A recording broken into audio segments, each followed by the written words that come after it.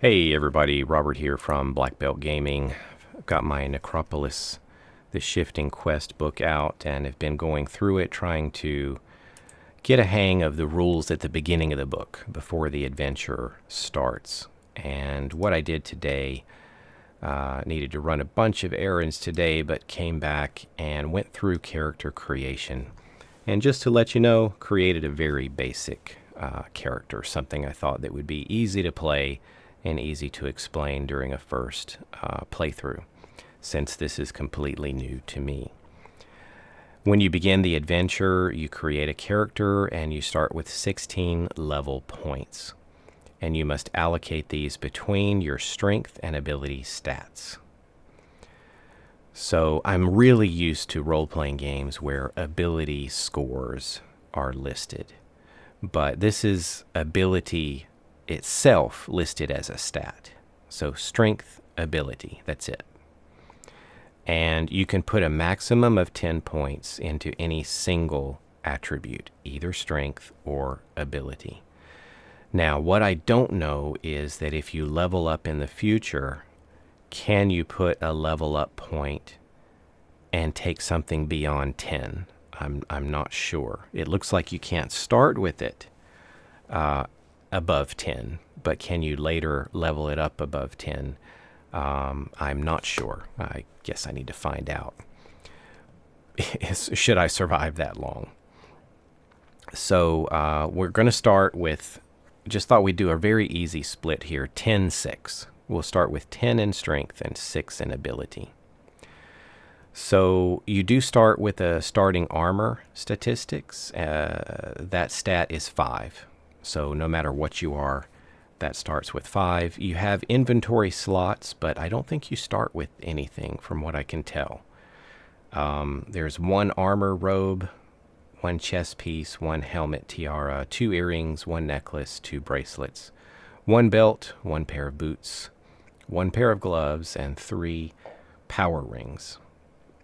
So armor will be subtracted from the damage that your enemies can do. So, as far as I know, we're not equipped with anything extra. We're just whatever is starting that gives us an armor points of 5. And I'm not really sure if we even have a weapon. Maybe we do. I don't see anything listed here as far as weapon slots are detailed. This is just about what you can wear. So maybe your damage output is more dependent on your skills and not really what you're holding. We'll just have to see. But there are 3 classes that you can play. Mage. If you do play a mage, you unlock 1 additional skill for every 2 points of ability you have instead of 3. So if you look at ability, for every 3 points you have in ability, and I have 6, you unlock a skill.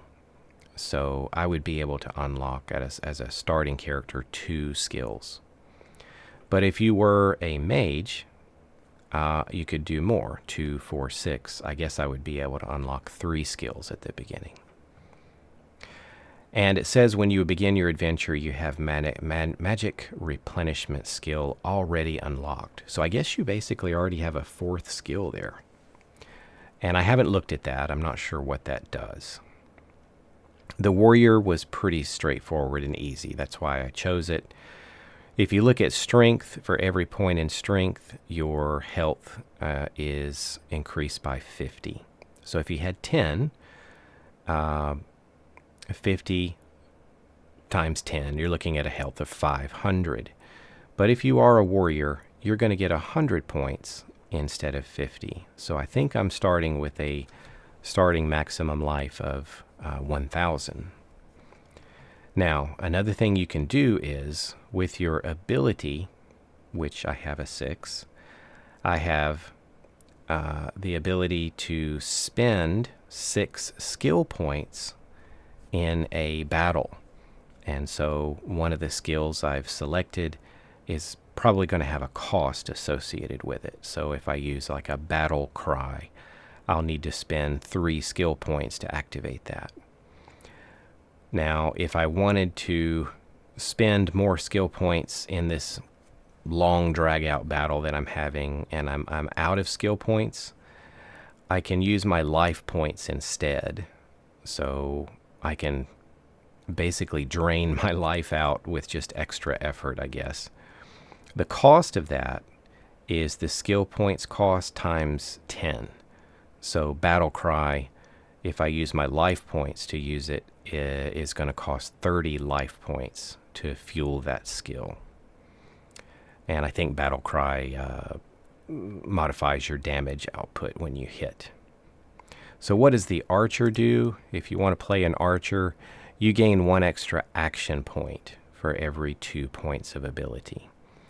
Action points let you attempt to double your damage. If you spend 2 action points, you can double your damage potentially.